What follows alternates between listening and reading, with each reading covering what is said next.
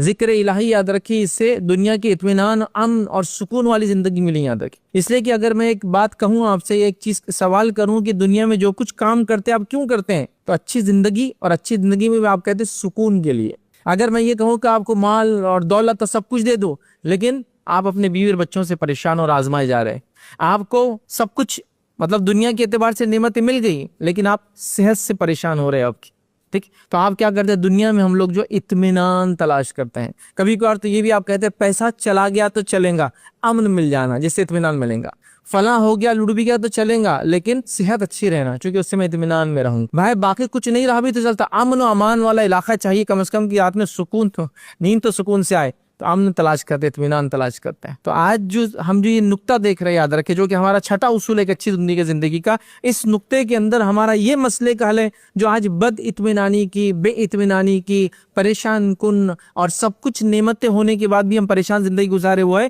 اطمینان نہیں ہے، سکون نہیں ہے، تو سکون کہاں تلاش کریں گے؟ اور لوگ مختلف جگہوں پہ سکون تلاش کر رہے ہیں، ڈھونڈنے کی کوشش کر رہے ہیں۔ آج جتنی بھی چیزیں آپ انٹرنیٹ کے تھرو براؤز کرتے ہوں گے، دیکھتے ہوں گے، ہر چیز آپ کو ایک امن اور سکون کی زندگی، اطمینان دینے کا دعویٰ کر رہی ہے۔ ایسا آپ نے پہن لیا کپڑا تو یہ کپڑا آپ کو سکون آرام نہ دے دیتا ہے، یہ گھڑی پہن لی تو آپ کے دماغ کو شانت کر دیتا ہے، وہ انگوٹھی پہن لی تو ہر کوئی اطمینان، یہ کر لیا تو نیند اچھی آتی، کھانا ایسا رہا تو صحت اچھی رہتی ہے، اطمینان آتا ہے، فلاں ہو تو یہ ہوتا ہے، سب اسی کا دعویٰ کر رہے ہیں اندر۔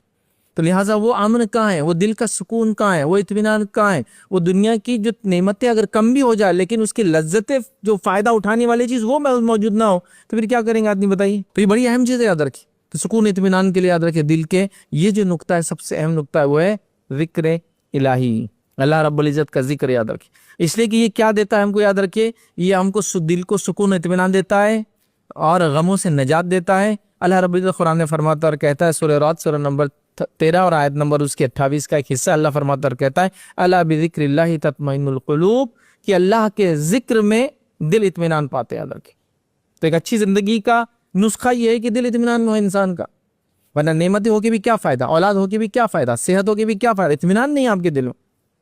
ہے نا؟ یا پھر امن امان نہ ہو تو لوگ یہ کہتے ہیں، مطلب امن امان سے صرف ہمیشہ وہ امن شانتی والا نہیں، مطلب فتنے اور فساد دینی اعتبار سے اتنے ہو گئے، لوگ کہتے ہیں کہ خبر میں جانے والے اچھے ہی گزر گئے،